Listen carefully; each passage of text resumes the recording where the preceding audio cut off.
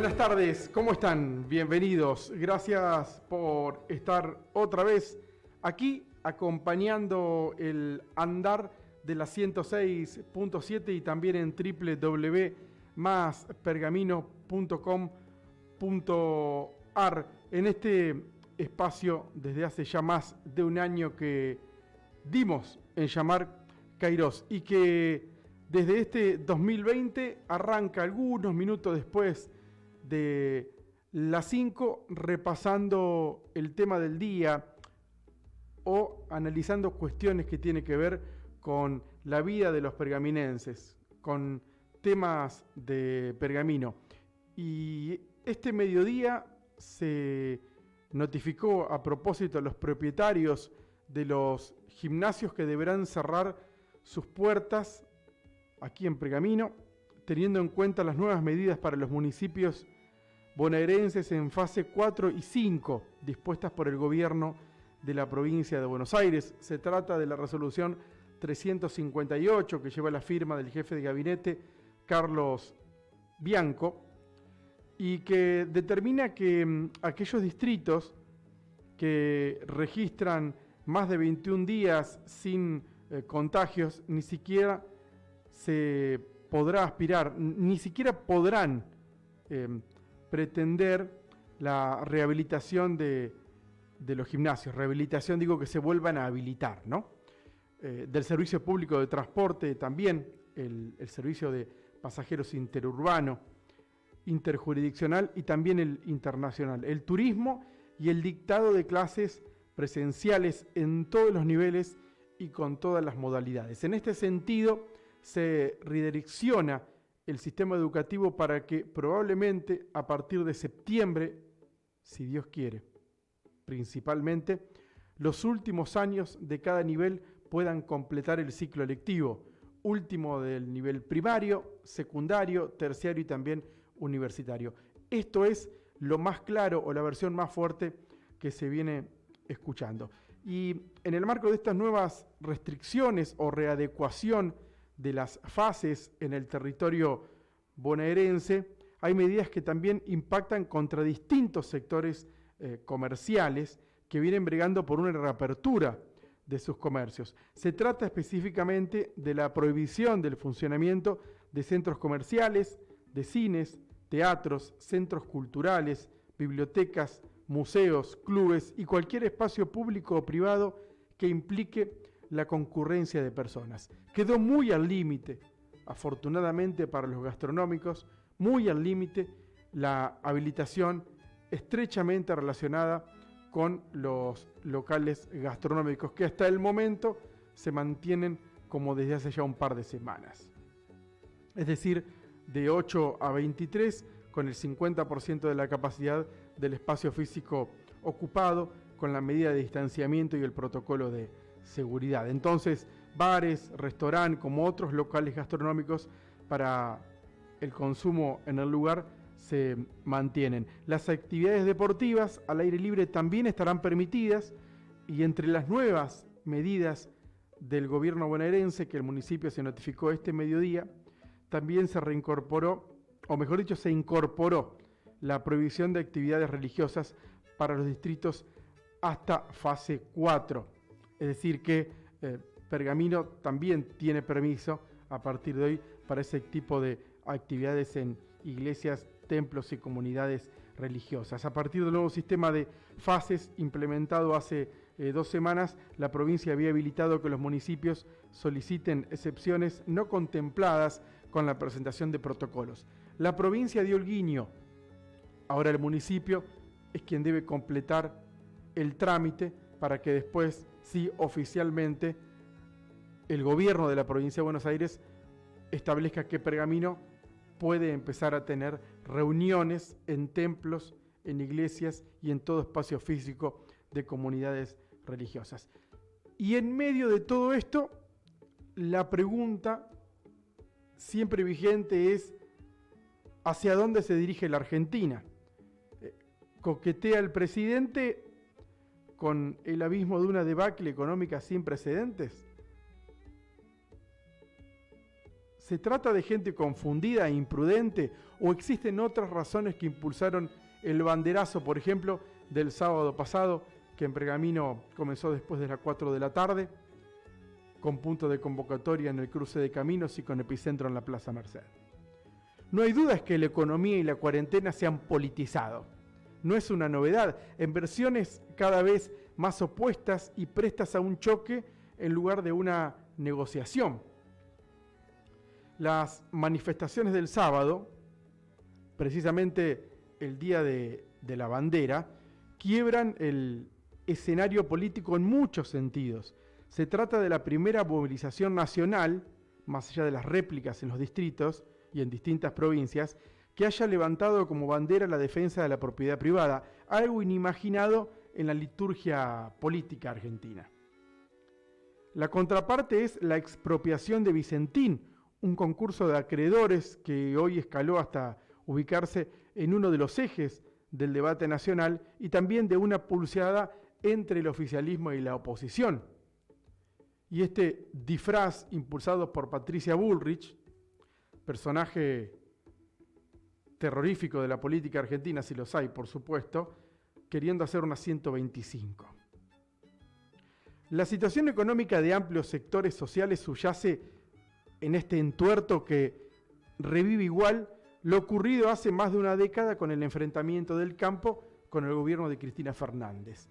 Y con esa imagen que parece de hoy, con la seña del ex titular de Comercio, Guillermo Moreno, hacia el ex titular de la cartera de Economía, hoy uno de los referentes más importantes de la oposición, como Martín Lustó.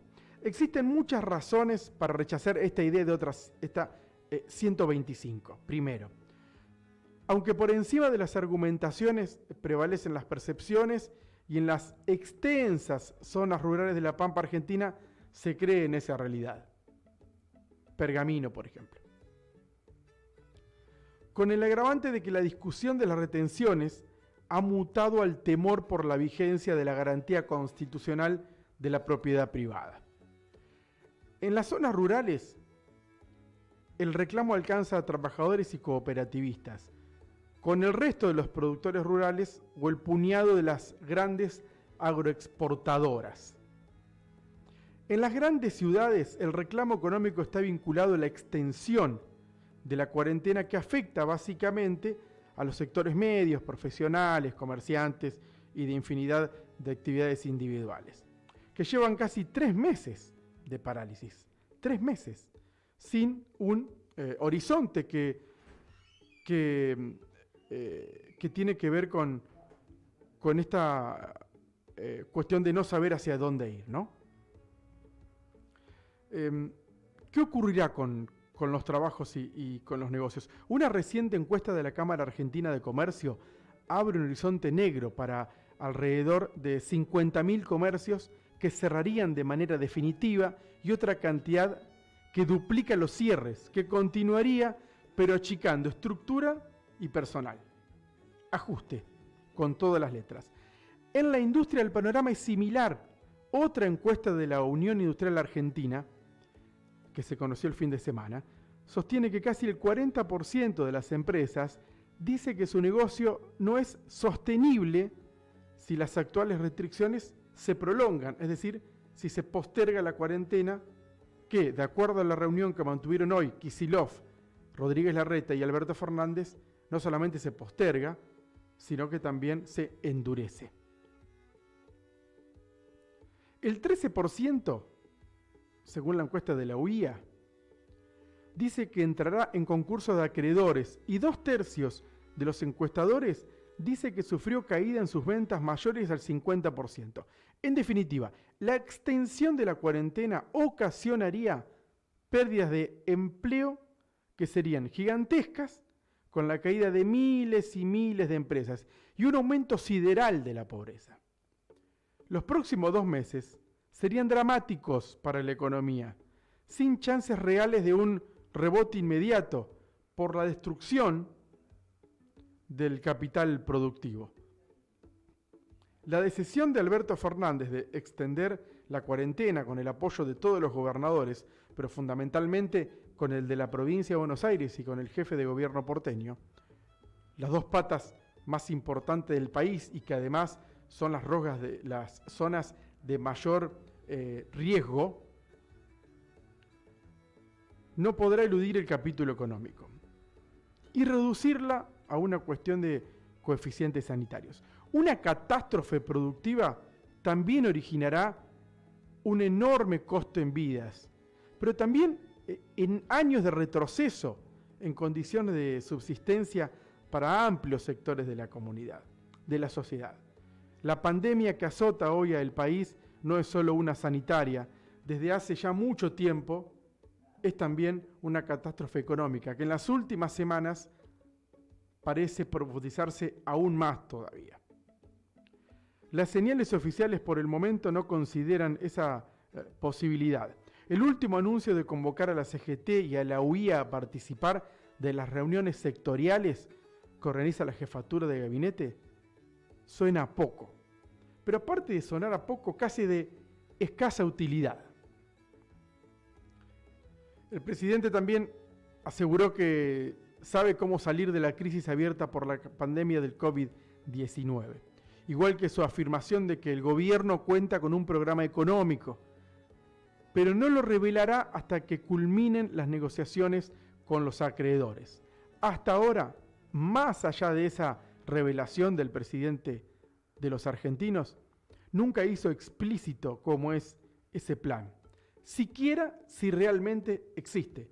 Se genera una expectativa, sí, pero en la medida que demore ese anuncio, que lo haga saber de manera formal, evidentemente se retroalimentará la duda en los sectores más importantes, pero fundamentalmente en los sectores económicos de relevancia. En medio de la actual conmoción, ¿por qué razón considera que debe mantenerlo en secreto en lugar de explicarlo?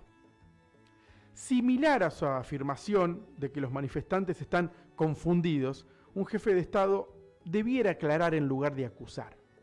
Porque es el presidente, por el simple hecho de ser el presidente. La sociedad está ávida de certezas en una crisis de esta magnitud.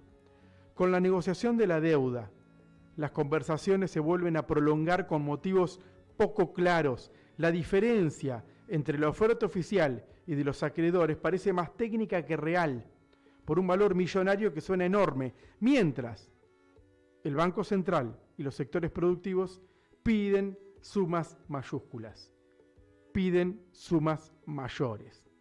Los parámetros de costos y beneficios ya se inclinaron hacia la franja roja del país, con miles de millones de dólares de pérdidas de reservas y acumulación de nuevas deudas, adicional a caminar al borde del default o desatar juicios en Nueva York por el total de la deuda, más intereses, costas y otros gastos de comisión y honorarios jurídicos también millonarios, que nosotros, los argentinos, la gente, nunca sabe ni cuánto es, ni quién lo paga, ni cuándo, ni cómo. Esto también es cierto. El presidente afirmó que quiere llegar a un acuerdo y ya pagó el costo de una mala negociación. La oferta oficial trepó de una paridad del 37-38% a la actual de algo más de la mitad, es decir, del 50% aproximadamente. Aquí siempre nos hacemos preguntas. A veces tenemos respuestas y a veces no, por supuesto. No puedo volver a hacer algunas más. ¿Cuánto más tiene sentido regatear por una diferencia que ya se perdió en el camino? ¿Hasta cuándo Alberto Fernández seguirá con su idea de ocultar sus planes económicos? Creo que es conveniente políticamente, inteligente como presidente, pero fundamentalmente saludable como líder de esta pandemia sin precedentes, ofrecer un poco más de claridad. No digo que no la tenga, pero sí le falta en cuestiones muy puntuales o tan importantes como la economía. Memo García en Radio Más, todos los días a las 5 de la tarde.